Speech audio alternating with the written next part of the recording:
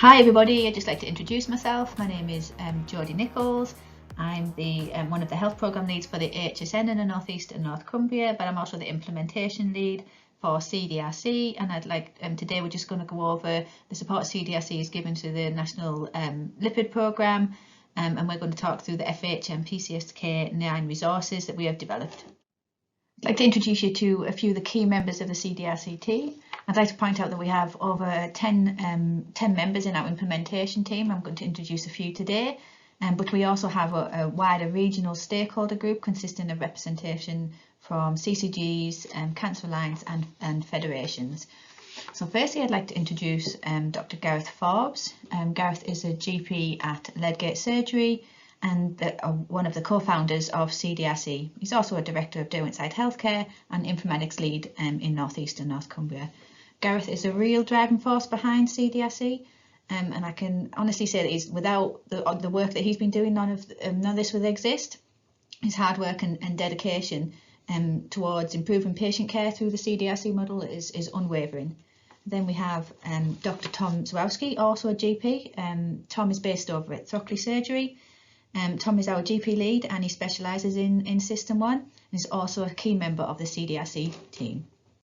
I'd also like to introduce Professor Julia Newton, Medical Director of the HSN North East and North Cumbria, a real advocate for CDRC, and she's also been a key driver in pushing forward the CDRC messages.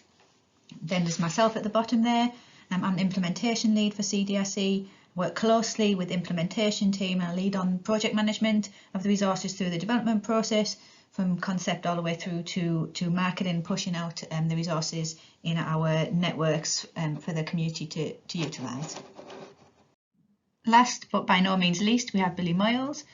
Billy works for NEX, a commissioning support unit up in the northeast of England. Billy is the primary care data quality lead. Billy and her team provide CDRC with a number of services. They provide the hazard review of the resources, making sure that the resources are clinically safe, development of reciprocal resources from System 1 into EMIS, and provide that data quality oversight, an absolute key and imperative aspect of CDRC. So what is CDRC? CDRC is an NHS-owned digital resource that enables individuals and organisations to deliver gold standard patient care efficiently.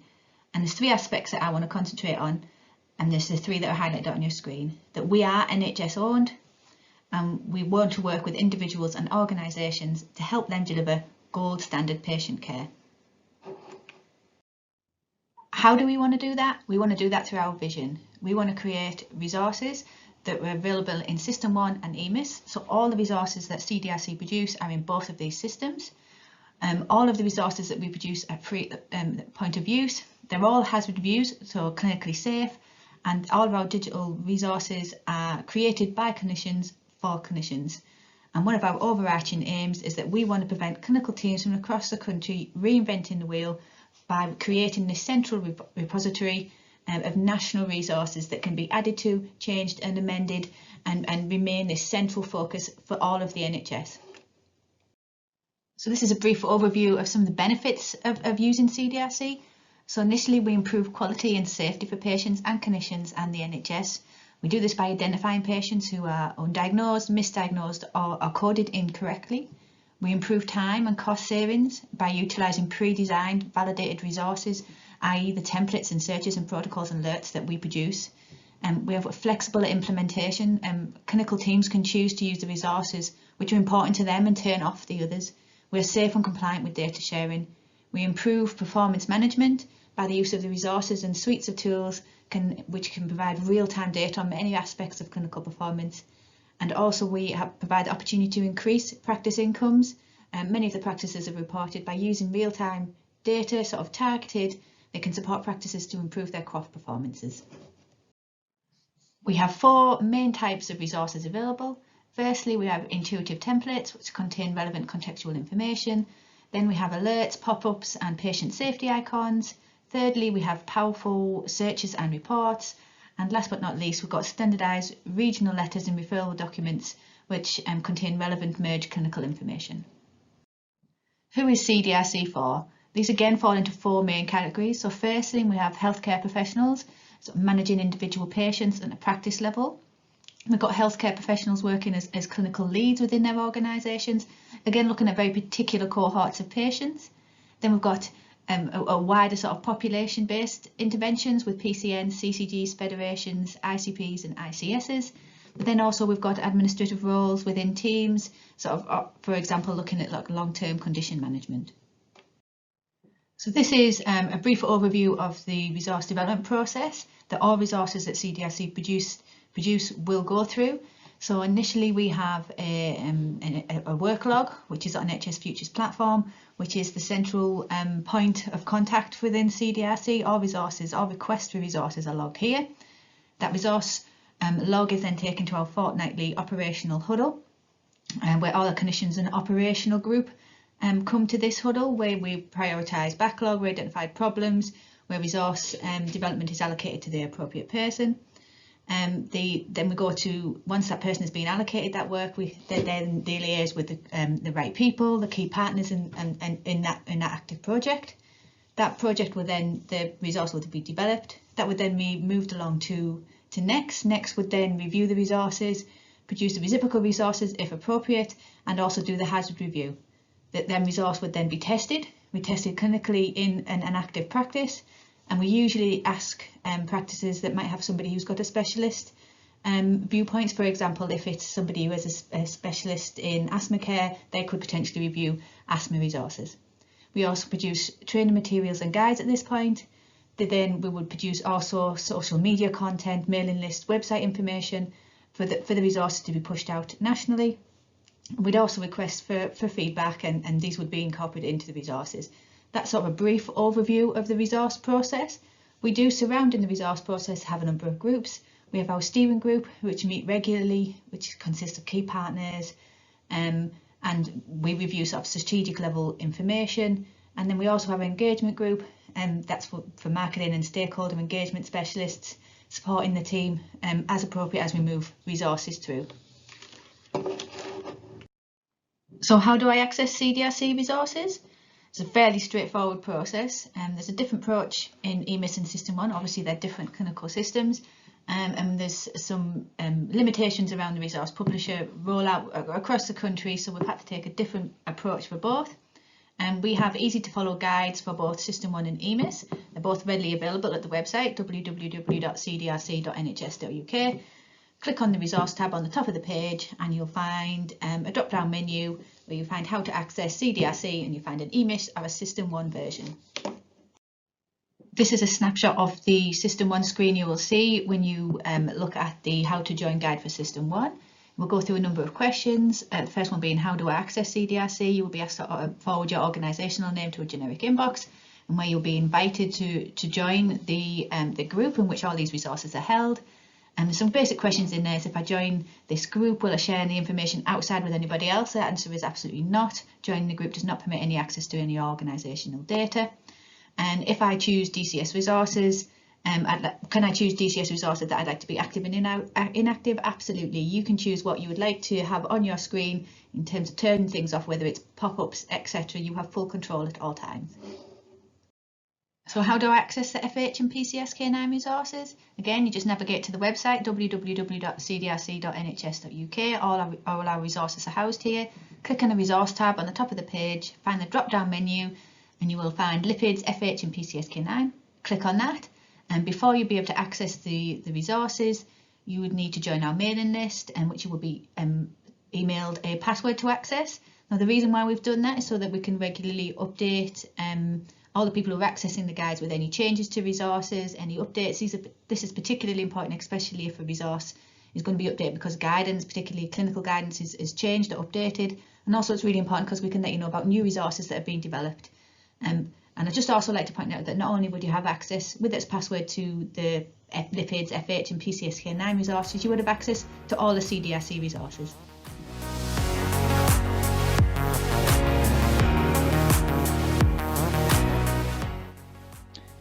So these are the principles that we use to build our resources in CDRC. We're looking at 3 basic interventions for any sort of problem. We have screening, that's finding people who you don't really have very much information about. There's case finding. That's using the information that you already have to identify patients who've been missed or patients who should be categorized into a certain group. And then you've got providing best care, and that's taking people who have got a particular condition or risk factor and making sure that they have the appropriate management, whether that be advice or referral or intervention or medication. And then we have 4 opportunities to deliver these sorts of interventions. We've got the opportunistic approach where, for example, a patient might present with a cold, and we can take that opportunity to, for example, identify their hypertension. We have routine review, for example, when patients are coming for their long-term condition reviews. We have a more systematic approach where, for example, a pharmacist may take a list of patients who are not having appropriate treatment and contact those patients systematically. And then we have a triggered approach where an event that takes place in the record triggers an action. So, for example, if somebody is prescribed a medication which interacts with an existing medication, an alert can be triggered. And the key thing we try and do when we're designing these systems is make sure they're integrated into what's already been done.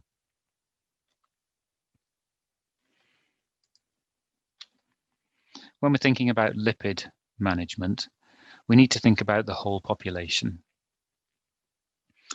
So we've got a group of people with or established atherosclerosis, and we need to make sure that that list is accurate. We need to find the patients who we've missed, looking at that case finding again. We've got patients with familial hypercholesterolemia, and we know that many of those are unidentified. Then we've got the patients who are eligible for primary prevention, and we need to make sure we've identified as many of these people as possible and we've offered them appropriate intervention. And then we need to take those people who are estimated to be at high risk, who might need to move into that primary prevention category, and make sure that they're offered a risk assessment. This is an example of what we're trying to deal with. So this pathway is the pathway for screening for diabetes and identifying non-diabetic hypoglycemia based on the NICE guidelines and various other guidelines. And no one could possibly remember this or try and implement it without support. So we can take a complex algorithm like this and build it into our existing systems. So when we're thinking about lipid management, we need the tools to do the job, and we've created searches, templates, views, protocols, all embedded into existing systems and workloads. So I'll try and show you how that works in practice.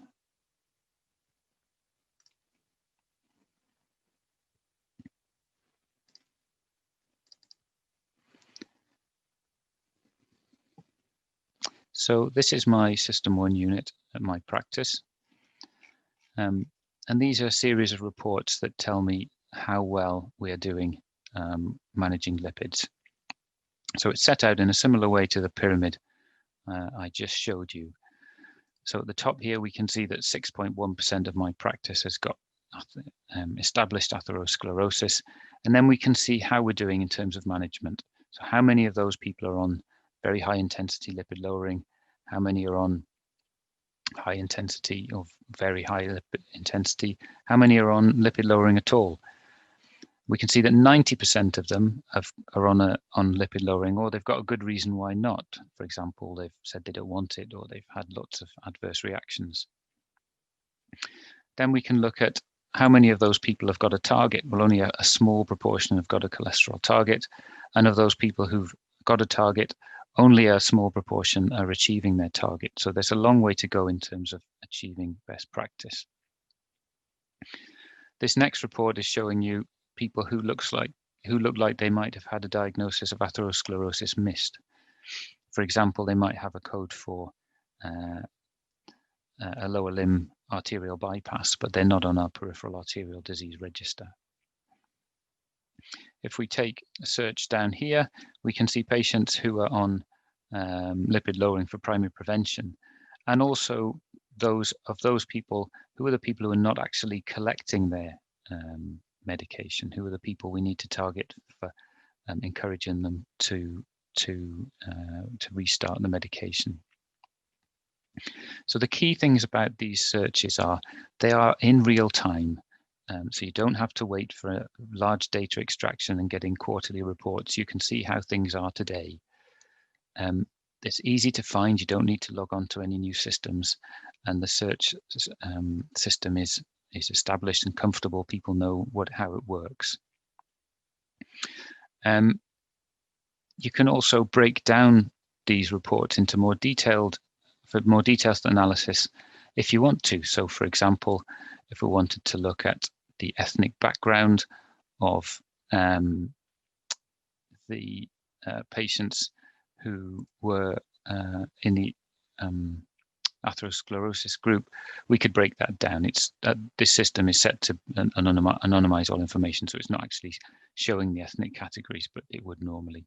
We could break it down by age, for example. We could have a look at the age range of the patients.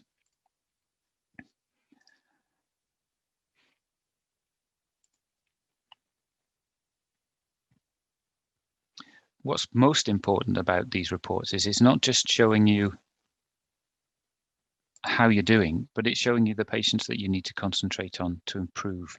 So the example I showed you earlier of the patients who are not taking their statins, or the patients who are eligible for primary prevention, but they haven't got not on lipid lowering, and they haven't recorded a reason why not. These searches are updated centrally, so if any changes need to be made, they can be made in one place and they all automatically propagate out. You don't have to worry about keeping things up to date as the end user. But they can also be customized locally. So, for example, if you wanted to know who were the patients, how you were managing patients with learning disabilities relating to their lipids, then you could combine these searches with a local search for patients with learning disabilities and create a more customized version. They can also be used to develop something like a local incentive scheme. So, for example, in our area, in our primary care network, we're encouraging improvements in lipid management. We've created a scheme where we are incentivizing practices to improve their management of primary prevention. So we're encouraging them to get up to 60% of patients who need primary prevention are either getting it or have got a good reason why they're not. So that's this report here. And we can see this is the report showing the practice, who are the patients they need to target. And then we've got a series of sort of gateway reports, which are trying to help with case finding. So making sure that strokes are classified so that they're managed properly, making sure that we find missed chronic kidney disease, making sure that we're incentivizing the practices to record lipid targets.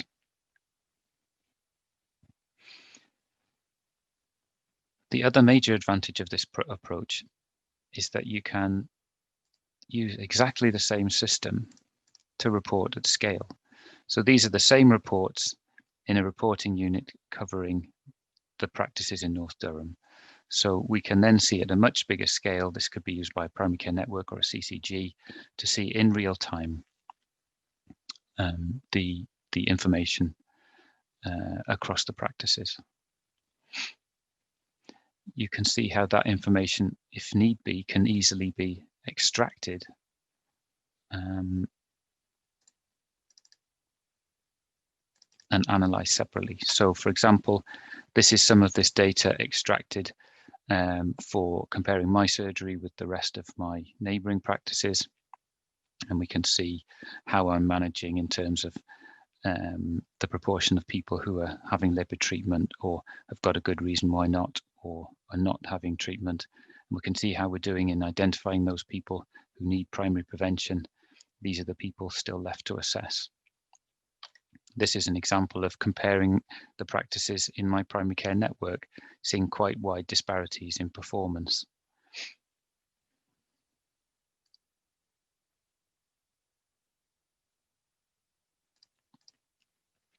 More specifically, just thinking about the familial hypercholesterolemia.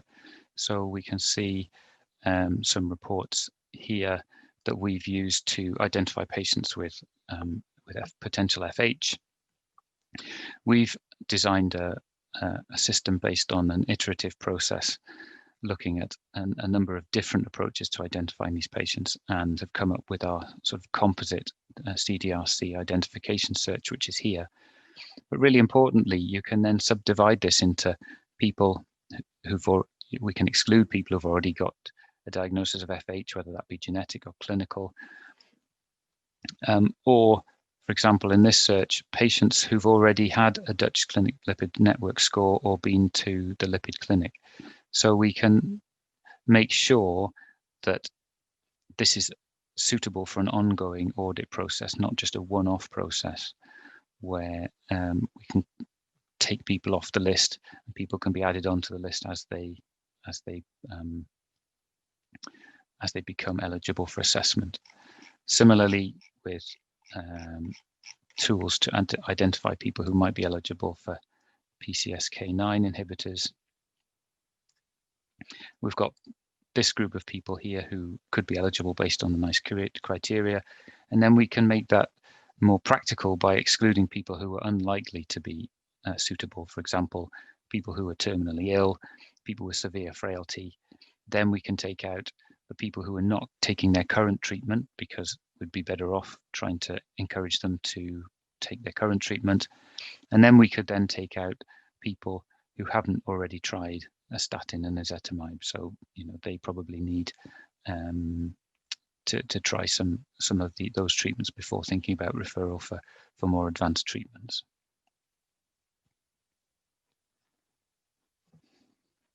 So just thinking about how that works in real life. We've got an example here of a patient who has got a number of issues where we might be able to intervene to improve their health. If they were coming for their long-term condition management review, this patient doesn't have any long-term conditions, but we can see that there's a number of interventions that we need to consider here. There's some vaccinations they're eligible for. We need to think about whether they might have undiagnosed hypertension, and we need to be thinking about whether they should be offered lipid lowering. They're also eligible for an NHS health check. So if we clicked on this alert, that will bring up the information we needed to provide the appropriate advice. So we can see that it looks like this person's eligible for primary prevention. We can see that they've had a Q risk above 10% recorded. We can see the recent cholesterol reading. We can see that they don't seem to be on any current lipid lowering medication, and the system's offering us a warning saying, perhaps you should think about offering this person a statin, especially because there doesn't seem to be any record here of us actually offering this person a statin. So if they said they didn't want one, then that's easy to record. If they did say they wanted one, then we can click through to the lipid lowering.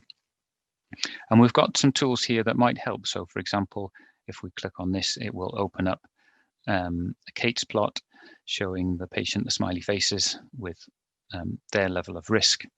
And we've got some patient decision aids from NICE, which could be either given, printed out, or emailed to the patient. Let's say the patient agreed to start a statin. We could then use this tool to calculate the target non-HDL cholesterol. I'm not going to do that for a moment, and I'll show you why in a second. And then we could say, I'm going to offer this person atorvastatin. The system will show us the key interactions, and it'll show us if the patient's got any important interactions. We'll start them on 20 milligrams of atorvastatin.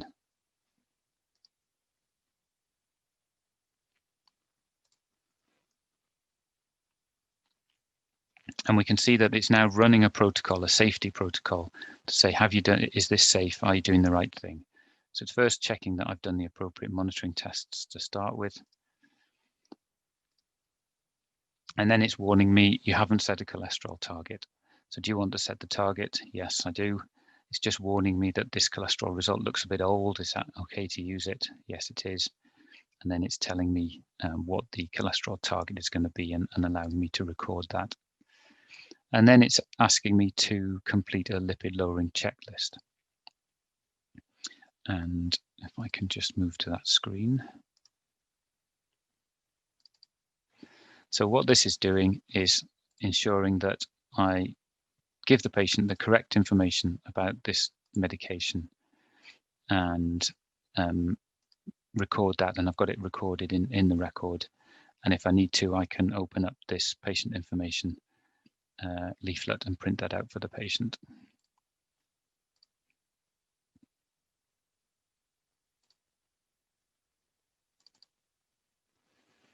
So we can then see that that information is recorded and easy to find to make sure that we've done that. I can then set up a task that will send a task in 3 months' time to remind the practice to recall the patient for lipid check and monitoring of the LFTs.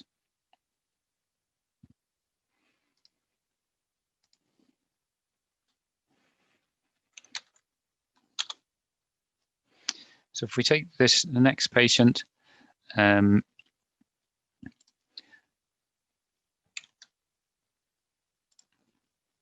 so we can see this patient also looks like they're eligible for primary prevention. They had a Q risk above 10 quite a few years ago. And we can see that they're supposed to be on simvastatin 40 milligrams, but there's a warning here saying this patient doesn't seem to be taking their medication. So we can use the medication timeline to have a look at actually what is the patient taking, and we can see, yes, actually there's only been a few issues of the statin over the last year or so. And we could also follow through over a longer time what's been going on. So we can see originally started on atorvastatin, but only took that very briefly, and then onto simvastatin and really isn't taking that very much at all.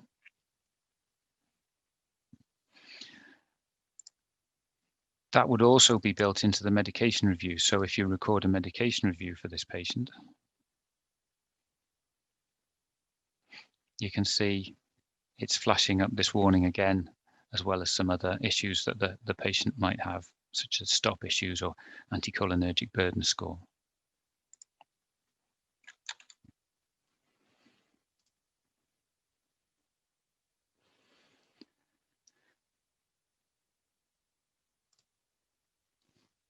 If we take this patient, so we can see again, this patient's likely to need primary prevention. We can get more details on that if we like.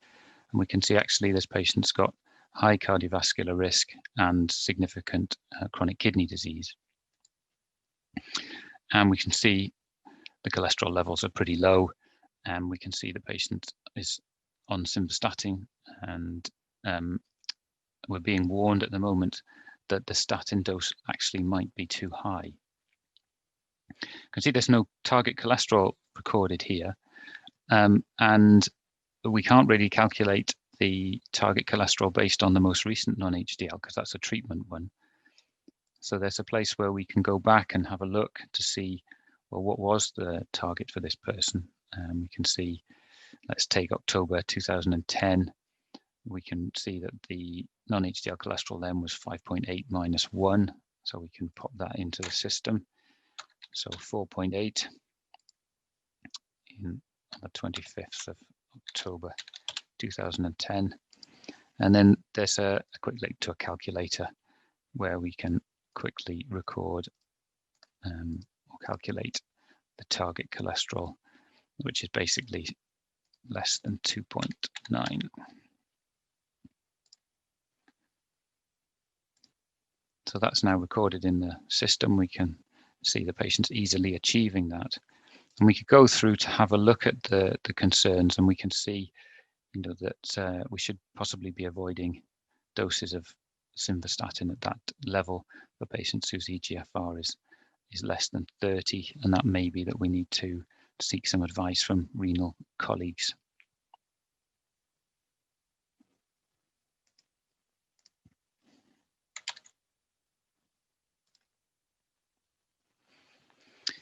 If we take this patient,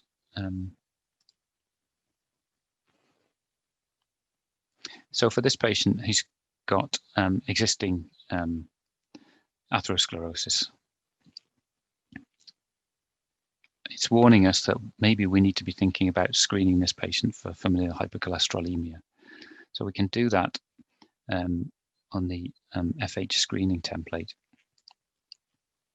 So what this allows us to do is to calculate a Dutch clinic lipid network score, and it's showing us the information from the record which might be relevant. So we can see that there's a record of premature family history of ischemic heart disease, and there's no obvious record in the recorded of a family history of high lipids. We haven't got a record of some of the cutaneous manifestations of FH. We can see when his earliest diagnosis of atherosclerosis was, and we can have a look back at the lipid results.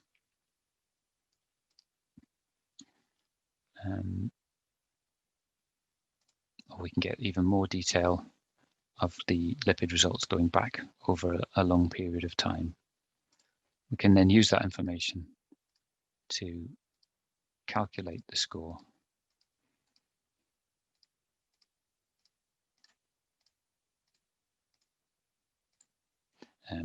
To help us make a decision as to whether or not we need to refer the patient.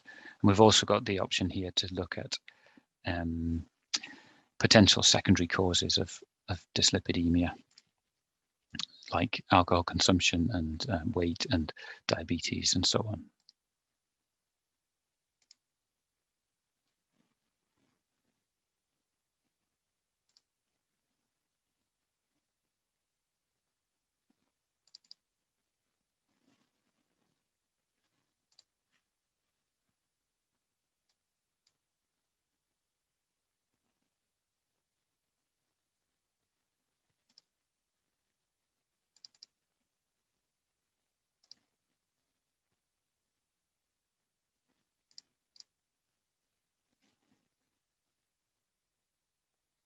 So I'm just going to move to another patient.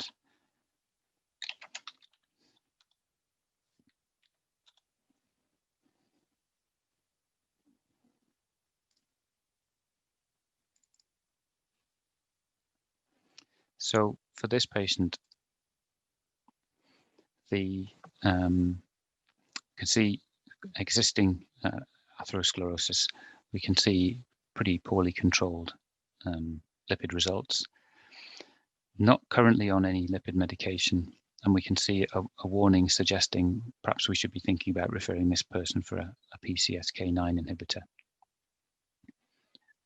So we can click through to the information about PCSK9 inhibitors, and we can try and have a look as to whether that might be appropriate. So we can have a look back through the lipid results and see that the lipids have been poorly controlled really for quite some time.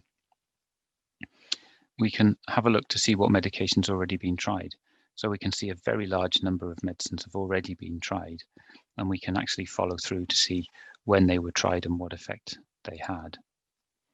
And then we can see, yes, there's a significant number of adverse reactions recorded to a number of medicines. So, and also that there's no clear record of lipid clinic involvement. So this would look like the sort of person who might well be appropriate to offer referral for considering PCSK9 inhibitors. What we can also demonstrate in the system is how this lipid management links into everything else. So this person's also got diabetes. So on the diabetes template, we can see the lipid results are here. We can see what the target is, although she doesn't have one recorded. And again, we can see that lipid therapy would normally be recommended, but the patient isn't on any, and perhaps we should be thinking about referral for PCSK9 inhibitor. And we can again link through into the same place.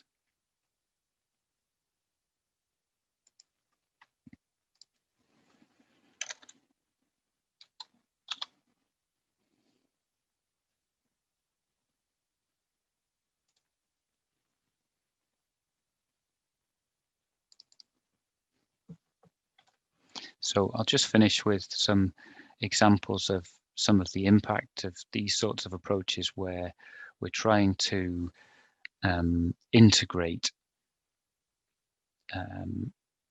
these different interventions, looking at systematic reviews, data quality, looking at opportunistic assessment of patients, and show you the impact on the prevalence of these 4 conditions in our local area.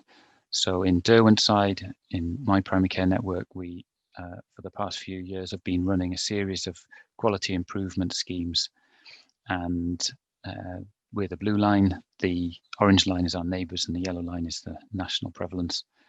And you can see for all these conditions, atrial fibrillation, diabetes, heart failure and hypertension, we've been getting much better at identifying these patients, and hopefully this shows that this is quite a powerful tool. Thank you very much.